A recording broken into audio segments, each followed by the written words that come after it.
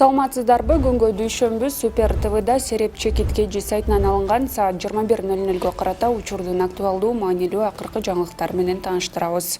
УКМКнын төрагасы Камчыбек Ташиев Ала-Бука районунун Көкташ айылынын эли менен жолукту. Чек ара маселесине байланыштуу жолугушууга жергиликтүү тургундардан 200гө жакын адам келди. Райондун акиминин милдетин аткаруучу Бектур Сагынбаевдин Азаттыкка билдиргенине караганда, Камчыбек Ташиев элге чек ара боюнча маселе өзүнүн процедурасы менен чечилет деген жообун айтты. Кечээ 25 апрелде УКМКнын төрагасы Камчыбек Ташиев өзгөндө эл менен жолугушуу өткөргөн. Анда Гавасай тилкеси жөнүндө да сөз болгон. Гавасайдан 8000 гектар жерди өзүбүзгө алып жатабыз. 1956-жылы Гавасай деген чоң тилке Өзбекстанга өтүп кеткен. Ал жерде 5 кыргыз айыл бар. Документтерде 19.000ден ашуун гектар деп жүрөт.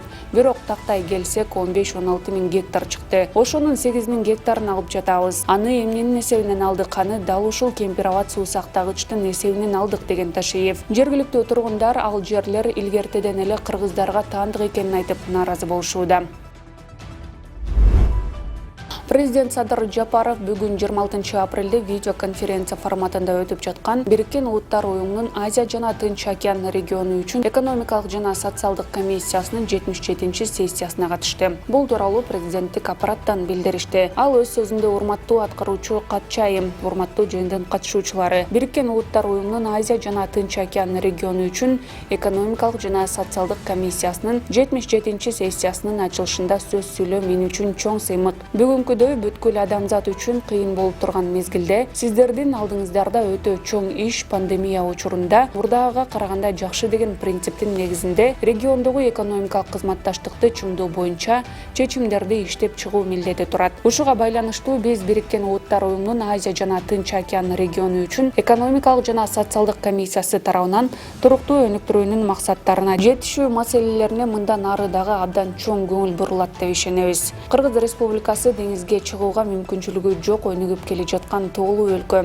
Бул жагдай тышкы соода жүргүзүү мүмкүнчүлүгүбүздү кыйла кыйындатат. Ошондуктан биз Бириккен Улуттар уюмунун Борбор Азия экономикасы үчүн атайын программасы аркылуу Азия жана Тынч океан региону үчүн экономикалык жана социалдык комиссиясынын колдоосун кубаттайбыз деп билдирди.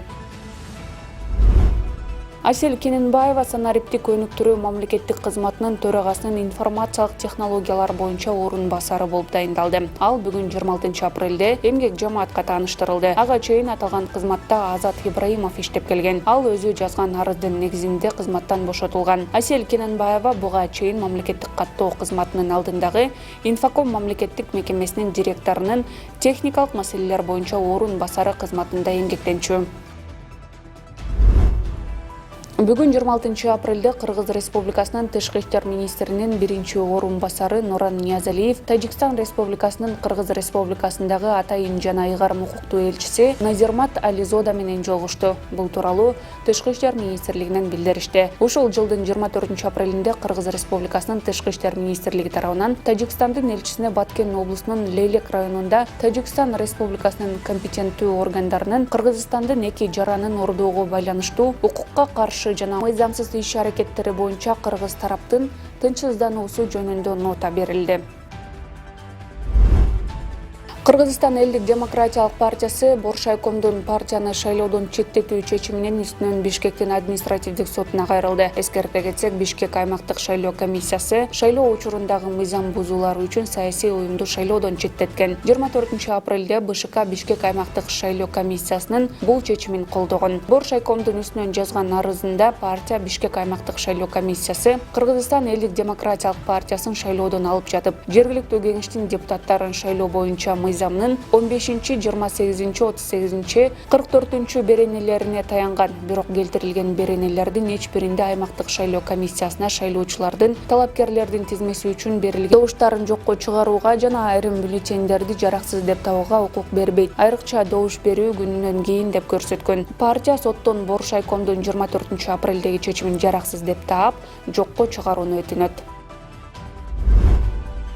Издөөгө алынган 9 киши кармалды. Бул тууралуу бүгүн 26 апрелде Октябрь райондук ички иштер башкармалыгынын басма сөз кызматынан билдиришти. Милициянын маалыматына караганда 22 майда болжол менен кечки саат 10-до 9 киши Жукеев Пудовкин көчөсүндөгү имаратка кирип, сейфтен 50 000 сом жана 30 000 сомдук уюлдук телефон уурдап кеткен. Бул факт кылмыштардын жана жоруктардын бирдиктүү реестрине Жазык кодексинин 200-беренеси менен катталган. Октябрь райондук ички иштер башкармалыгынын кызматкерлери кылмышка шектүү катары 2001-жылы туулган кызды кармап, ал Бишкек шаардык ички иштер башкармалыгынын убактылуу кармоочу жайына камакка алынган. Кийинчерээк сот аны камактан чыгарган, бирок шектүү сот отурумдарына келбей койгон. Ага байланыштуу шектүүнүн баш коргоо чарасы өзгөртүлүп, кайрадан камакка алуу үчүн издөөгө жарыяланган. Номер 3 шаардык милиция бөлүмүнүн кызматкерлери аталган кызды кармашкан. Ал убактылуу кармоочу жайга киргизилген. Бүгүн социалдык тармактарда Өзгөндүн Куршап айылында кечээ жер боюнча өткөн митингдин уюштуруучулары суракка чакырылып баштаганы тууралуу маалымат тарады. Ош облустук милициясы Серип медиа маалымат агенттигине бул маалыматты төгүндөп, суракка чакыруу кагаздары митинг учурунда журналистке карата агрессия көрсөткөн адамдарга жиберилип жатканын билдирди. Кечээки митингдин тасмасынан баарыңыздар көргөндөй 7-каналдын журналистин уруп согууга чакырыктар болду. Бул факт боюнча ошол эле күнү бейбаштык беренеси менен иш ачылды. Азыр тасмада ур эле ур, сок эле сок деп милицияга жай бербей чуркап жүргөндөн баары суракка чакырылат. Бул факт боюнча биз түшүндүрүү иштерин жүргүзүшүбүз керек. Эмне себептен журналистке анча ызырынат? Балким өздөрүнүн кеги барбы? Журналисттер тараптан арыз түшкөн жок. Иш факт боюнча гана ачылды. Бүгүн баарына суракка чакырган кагаздар жөнөтүлдү дешти басма сөз кызматынан.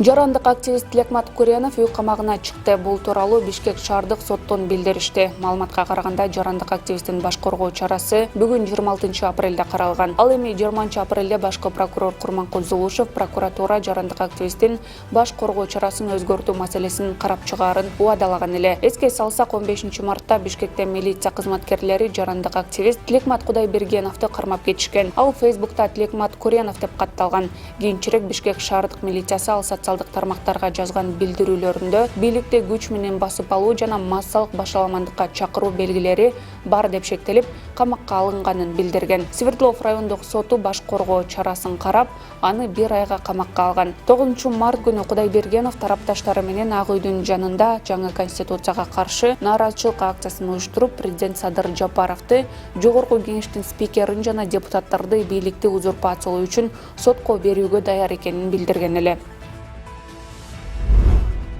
Бүгүнкү күн Кыргызстандын жарандык авиация тармагын өнүктүрүүдө жаңы доорду ачып жатат. Бул туурасында транспорт, архитектура, курулуш жана коммуникациялар министри Гүлмира Абдралиева өлкөгө Airbus E220 тибиндеги жаңы учак алынып келишине байланыштуу өткөн салтанатта билдирди. Министр Атамекендик Air Manas авиакомпаниясы авиакомпаниялардын ичинен биринчилерден болуп, Airbus E220 жаатындагы жаңы типтеги самолетту ишке киргизип жатканын белгилеп, жакын арада компаниянын авиапаркына дагы бир аба кемеси келип кошулаарын кошумчалады.